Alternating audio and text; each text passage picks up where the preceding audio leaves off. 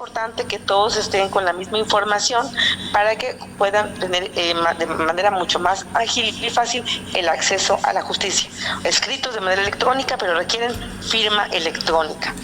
Sí, es que digo, bueno, es mucha la información que nos brinda.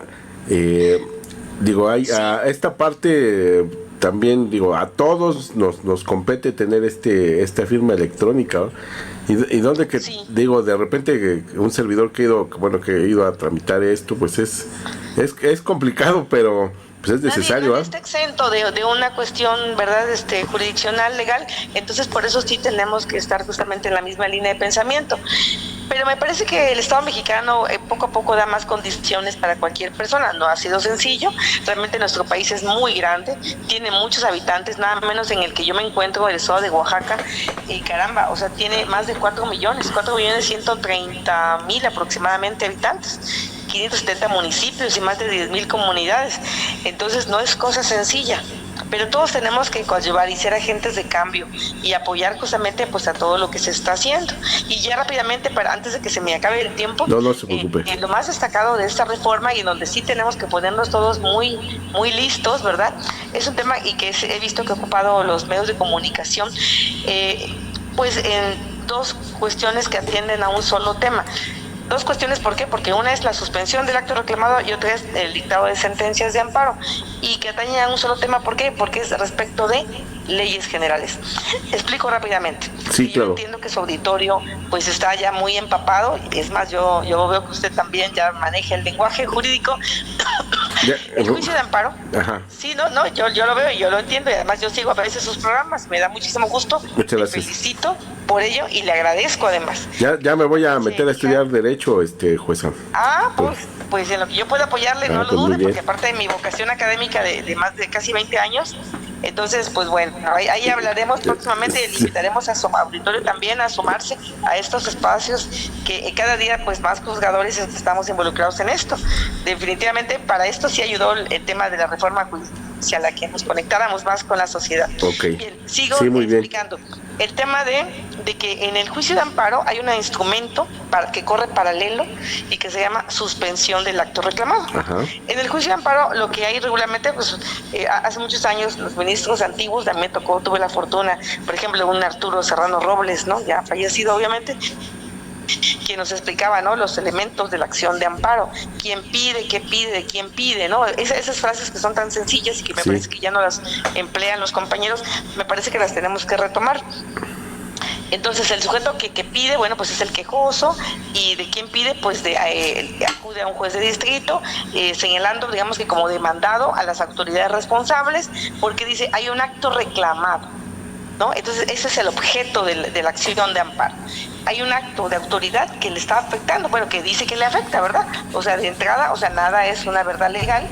Vamos a ver si sustancia el procedimiento y al final se decide si el acto reclamado fue o no violatorio de derechos humanos. Pero de entrada es lo que sostiene el quejoso, el que promueve la demanda de amparo, el que presenta su demanda de amparo. Y entonces tiene a su alcance la posibilidad de pedir que se suspenda el acto reclamado en lo que se resuelve el juicio de amparo, en lo que se dicta la sentencia, en lo que se tramita el procedimiento. Y ahí es a donde viene la novedad, porque pues ya de por sí, en junio pasado, se había publicado en el Diario Oficial de la Federación una reforma que justamente afectaba dos artículos importantes. Uno, el 129 de la Ley de Amparo. Entonces digo, esto no es totalmente nuevo. Ya en junio pasado, para ser exacta, el 14 de junio, ya se había pues hecho un ajuste importante para limitar los efectos, para digamos que las facultades de los jueces de distrito en esta materia. Y ahora pues ya no hay duda, ahora sí también ya se vino haciendo una reforma que viene complementaria a dejar muy claro que sí. ¿Y qué ocurre? Bueno, lo que yo he venido revisando de lo que expusieron los que proponen estas reformas, hay un debate en el sede legislativa, pero bueno, se dice que tenemos que partir de la presunción de constitucionalidad de los actos de los legisladores, porque esto incide, insisto, respecto de leyes generales.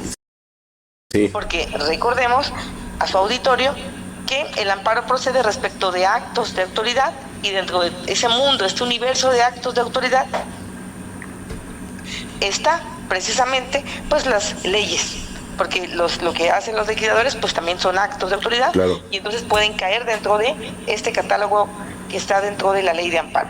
Bueno, entonces ahí es a donde se enfoca estas últimas reformas para pues impedir o limitar justamente que cualquier juez, o sea que sería una sola persona física, pues puedan justamente ocuparse de parar actos que son de esta naturaleza, que se dice que son muy grandes, ¿no? Que son los actos que proceden del poder legislativo. sí. Y entonces se dice que esto como que no ayudaba a el tema de la división de poderes. Entonces, sobre esa base se dijo que, bueno, esta reforma ahora, que limita esas actividades de los jueces de amparo, pues ayuda justamente a armonizar estas relaciones, estos diálogos entre los poderes de la Unión. Digo, esa es la perspectiva más clara que yo encuentro justamente de todo lo que he venido revisando a partir del 13 de marzo. Es lo que se debe de esperar, ¿no? ¿Verdad? Que suceda. Entonces, pues se dice que no se deroga la facultad. Digo, yo lo positivo que le veo es esto, que habiendo tenido la oportunidad los legisladores de hacer esta revisión desde septiembre para acá, lo más que hicieron fue esto. Digo, conservamos todo lo demás. Eso les digo, la parte más sana que podemos verle a esto, ¿no? Digamos que es lo menos grave, ¿verdad? Exactamente, conservamos a una Suprema Corte como garante de los derechos de las personas en este país, derivados de lo que establece la Constitución Federal y los tratados internacionales. Lo seguimos considerando como el máximo, el supremo protector de estos derechos. O sea, esto no se ha quitado ni a la Corte, ni a los jueces, ni a los magistrados. ¿Qué se dice entonces en el tema de las leyes?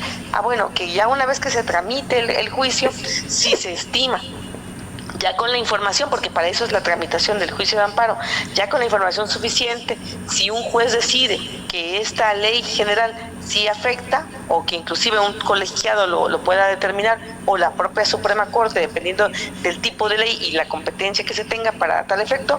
¿Por qué? Porque va a variar si es una ley estatal o una ley federal, pero, o sea, se sigue conservando esa facultad de, ya en sentencia, o sea, ya que se haya tramitado todo el procedimiento, justamente de poder decidir si la ley es acorde al orden constitucional, a la Constitución y a todo lo que implica en México. Claro, ahí viene el segundo tema, ¿no? Ya decía yo que el primero es el de la suspensión. El segundo tiene que ver con qué tanto se puede decir en la sentencia. Uh-huh. En la sentencia de amparo, ahí también, bueno, es a donde se viene diciendo que hay otro límite y que está justamente en no poderle reconocer efectos generales. Y bueno, pues ahí finalmente es a donde están las críticas. ¿Qué pasa? Que hasta antes de esta reforma se decía que sí podía haber efectos generales. Y por eso es que pues muchos no están de acuerdo. ¿De qué se trata que a una sentencia de este tipo tan especial se le puedan dar efectos generales? Bueno, que bajo ciertas condiciones, bajo cierta votación, bajo cierto porcentaje, pudiera esa decisión que se pueda dar justamente por un órgano terminal, que son los colegiados o o la Suprema Corte, que ahora será funcionando en pleno, pudiera justamente hacerla, como se dice en el ámbito académico, de legislador negativo. Okay. O sea, de parar la ley completamente. Y entonces ahora el artículo 73 dice que, tratándose de los juicios de amparo que resuelvan sobre la inconstitucionalidad de normas generales, en ningún caso las sentencias que se dicten fijarán efectos generales. ¿Esto qué implica? Que obliga a la amparo. Sí. Porque, o sea, pues no pueden esperar que, aunque su vecino o los otros integrantes de un colectivo, de una comunidad, lo promuevan, porque, o sea, si se generaba justamente esta obligatoriedad, se podía parar toda la ley general, la norma general. Ajá. Ahora no, porque entonces, o sea, ya no va a poder justamente realizarse una sentencia con esos efectos. Antes decíamos erga omnes, o sea, que puedan abarcar a todas las personas que participen de esta misma característica, sí, afectación del acto reclamado. O sea, tenía como que un efecto protector ampliado. Sí, y ahí perdón, es también esta parte de, digo, bueno, de las sentencias que ya existen, yo por lo que le estoy entendiendo, pues servían precisamente como base en este sentido, ¿no? Y ahora lo que usted me está planteando con esta reforma de la ley de amparo es que literal va a ser caso por caso, aunque haya otro semejante o otro parecido. Ándele, qué bien lo explica, muy bien, gracias por ayudarme a explicarlo. Así es, exactamente. O sea, bueno, porque digo, de repente que ahora que estoy platicando, digo que estoy entrevistándolos a ustedes, pues Sí. reviso, ¿no? Reviso lo que ya existe. Digo, digo, o sea, ya hay un antecedente ante una situación semejante, entonces ya no va a valer esa situación. Tiene que Bueno, o sea, sí puede ser útil. Sí, o sea, a ver, nosotros como, pues justamente los juzgadores, y no importa que haya estos cambios tan grandes en donde vamos a recibir a otros juzgadores nuevos que pues van a ser electos, ¿verdad?, por voto popular y demás, yo estoy segura que seguiremos conservando esta forma de trabajar. esa es la autonomía, ¿verdad? Sí, pero digo, aparte, o sea, es algo muy intrínseco, algo muy particular, muy en privado, porque, bueno, yo lo que veo es que, pues, hay personas que se han alistado, o sea, ya aparecieron inclusive, ¿verdad?, en la lista, en las boletas, que pues tienen justamente toda una trayectoria de estudiar. A eso voy, o sea, mi punto es que lo que caracteriza a los jueces, magistrados, a todos los que estamos trabajando en los poderes judiciales de los estados y de federación, es que pues estamos siempre siendo muy acuciosos, muy meticulosos, y yo creo que eso no debe cambiar, no debería cambiar. Y bueno, ¿por qué lo digo? Por lo que usted me comenta, porque teniendo esos casos que se van generando, siempre los vamos a tener que ver, siempre. Entonces, ya sea que me resulten obligatorios o no, va a ser un precedente. Ese es el mensaje que yo puedo mandar, ¿verdad?, a la sociedad, más positivo, de acuerdo a mi experiencia de 35 años de servicio en el Poder Judicial de la Federación. Y además, pues, ya, como dicen, más sabe el diablo por viejo que por diablo. Entonces, de acuerdo a lo que yo he visto, a los cambios en otras instituciones, y no solo a esta. En general, o sea, hay logísticas, hay modos de trabajar, hay prácticas que finalmente nos van llevando, nos van obligando a ver esos modos en los asuntos, y que por más de que haya ajustes hechos a las leyes, o sea, esas formas de trabajar no van a poder alterarse. Y así, esos asuntos que se vayan resolviendo, pues nos van a seguir guiando, orientando, tal vez no sean obligatorios, tal vez vaya a costar más al foro, a los litigantes, a los justiciables, a la sociedad, otra vez construir estos caminos, porque el derecho se construye todos los días. Claro. El derecho no lo construye únicamente un legislador, el derecho no lo construye únicamente un ministro. Y es algo dinámico, ¿no? O sea, es una materia dinámica, no se queda estática. Lo construimos todos. No, exacto. Así como la sociedad cambia, bueno, pues el derecho va, porque además el derecho es un producto de la sociedad. Entonces la sociedad es dinámica, pues el derecho también lo es. Claro. Entonces, los que llevamos años estudiando, y no solo la actualidad del derecho contemporáneo, sino la historia del derecho, no solo en México, sino en el mundo, pues tenemos una visión mucho más clara, ¿no?, de los fenómenos como se han ido dando, no sé, a lo largo de toda la humanidad. Entonces, justo, pues lo que estamos presenciando ahorita, somos testigos, pues, de un fenómeno más. Pero finalmente seguirá mutando, porque justamente es el dinamismo que es irremediable, como el cambio lo es, ¿no? Sí. Este cambio que ahorita estamos presenciando, pues finalmente ahorita, bueno, tendremos que ajustarnos a él, pero yo estoy segura que esta inercia de la sociedad y de todos los que estamos involucrados, o sea, finalmente, o sea, va a obligar a seguir construyendo decisiones que atiendan, pues, a los problemas de las personas, de todas las personas, mexicanos y no mexicanos, como digo yo siempre, ¿verdad? ¿Por qué? Porque las normas justamente alcanzan a todos los que nos encontremos en este territorio mexicano. Entonces, mi mensaje básicamente va en función de esto, de explicar que sí, de momento esos ajustes están limitando, pero que caso por caso se irá construyendo. El orden jurídico mexicano se retroalimenta, o sea, es irremediable este fenómeno. O sea, se retroalimenta justamente con los trabajos de los tribunales del Estado y de la Federación. Claro. Porque, insisto, se van generando criterios a virtud de un caso en concreto, se hace la interpretación jurídica, que yo sé que sí hay una tendencia de acotarla, ¿verdad? Hay premisas ahí muy fuertes, lamentablemente. Hay un artículo 10º transitorio de la Reforma Constitucional del 15 de septiembre pasado, que justamente hemos entendido que esa limitación está para el tema de la reforma. Y luego también hay otros temas ahí, por ejemplo, en el de la prisión preventiva oficiosa, que está en el artículo 19, párrafo 2 de la Constitución Federal. Pero bueno, Lo cierto es que en general, o sea, el orden jurídico pues es muy amplio. Sí. No se concreta a un solo artículo, ¿verdad? Entonces, yo estoy segura que tantos expertos, tantos juristas, con tantos estudios, con tanta experiencia, ¿verdad? De método de casos, yo estoy segura que seguirán retroalimentando el orden jurídico en México.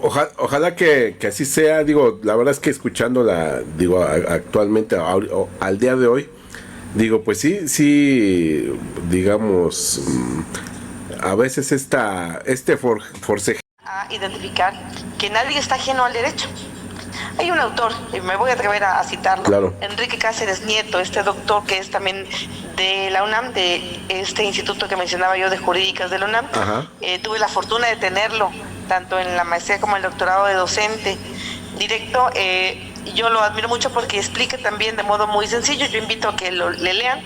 Hay por lo menos 2 obras de él de fácil acceso, porque además su lenguaje es muy sencillo. Él en alguna ocasión colaboró como asesor de legisladores federales.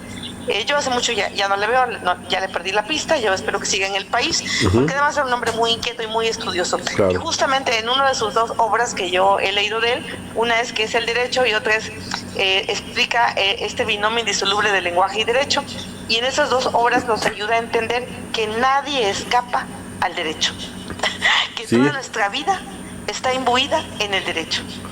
Sí, pues desde luego. Ese es el mensaje que quiero dejar a su auditorio, ¿verdad? Identificar esto y a pues retomar estos conocimientos, asomarse, de hecho a todos desde no sé, desde la primaria, educación primaria básica, nos van enseñando lo que es una constitución, lo que es la división de poderes. Entonces, bueno, que no perdamos esto, ¿no? Que retomemos estos conocimientos esenciales que tenemos y pues nos asomemos a programas como el suyo. Yo estoy, la verdad que muy atenta a todo lo justamente para estos cambios, ¿no? Y que sean en beneficio de todos. Sí, pero lo primero es que estemos justamente en la misma línea de pensamiento, que nos apliquemos y que identifiquemos hasta dónde podemos llegar. Yo creo que realmente hay condiciones. Hoy en día todos tenemos acceso al internet, la información está a la mano. En cuanto a este tema, reformas a la ley de amparo, bueno, pues tiene que ver justamente con pues ciertas facultades de la Corte, insisto, para que ha conservado todas, ¿no? Para los casos en general, pero que hay ciertas énfasis para atraer casos en donde haya sujetos vulnerables. De hecho, insisto, la redacción la cuidaron muchísimo ahora en este caso. ¿Y por qué me gustaría enfatizarlo? Porque, bueno, se marca un camino para que la Corte diga, bueno, este asunto no hay que esperar más, las condiciones ameritan que yo lo vea. ¿Por qué? Porque cuántas veces vemos que hay asuntos que después de mucho tiempo, años hay que decirlo, llegan a la Suprema Corte. Sí. Y recordemos que el tiempo pues es afectación, o sea, es dinero, es todo, ¿no? Y a veces hay daños irreparables, ¿no? Hay un daño irreversible. Yo siempre sostengo esto y por eso la importancia de que todos pues coadyuvemos y nos aplicamos. Entonces, el saber que se regirá por las reglas de votación contenidas en la ley de amparo vigente antes de este decreto. ¿Por qué? Porque hay ciertas votaciones calificadas, o sea que justamente se cuidó desde esta reforma. Aquí dice inclusive, a efecto de que las razones que justifiquen las decisiones contenidas en las sentencias que dicte el Pleno de la Corte, pues constituyen precedentes obligatorios para todas las autoridades jurisdiccionales. O sea, ¿qué decisiones de la Corte de aquí al último de agosto van a poder tener ese impacto obligatorio? Entonces, este transitorio lo sigue cuidando. Y luego también el tema de la declaratoria, para la emisión de la Declaratoria General de Constitucional, el Pleno de la Corte justamente requerirá que esta se apruebe por mayoría de cuando menos 8 votos. Entonces, este tipo de temas son importantes para las salas de 4, para el Pleno de 8, y recordando, insisto, que las salas desaparecen una vez que entre en vigor ya la reforma judicial, y el tercer transitorio dice que lo previsto en el transitorio anterior será aplicable en la resolución de todos los asuntos que se encuentran admitidos o pendientes de resolución al momento de la entrada en vigor de este decreto, o sea, el 14 de marzo, independientemente de la etapa en la que se encuentren esos asuntos. O sea, una vez que entra en vigor el 14 de marzo, pues ya aplica, ¿no? Sí, pues. Y obviamente, pues ya los que se admitieron después, ¿no? Sí, pues vamos a estar atentos y pues digo, ojalá que también surja, si surge alguna duda, alguna situación, pues podamos platicar con usted y que nos ayude a entenderlo, ¿no? De repente, ¿no? No, con mucho gusto, a las órdenes, en lo que yo pueda hacerles útil, con mucho gusto.